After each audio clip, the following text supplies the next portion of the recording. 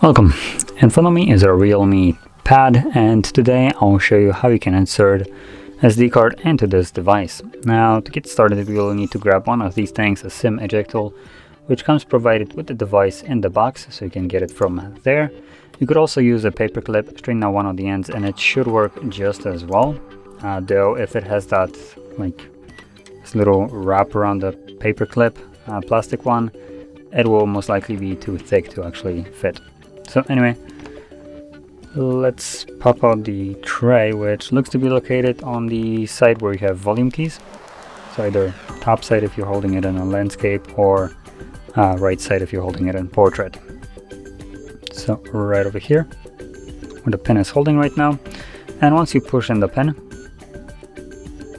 you can see that the tray pops out just a slight bit, and it's enough for you to put your fingernail there and just pull it out.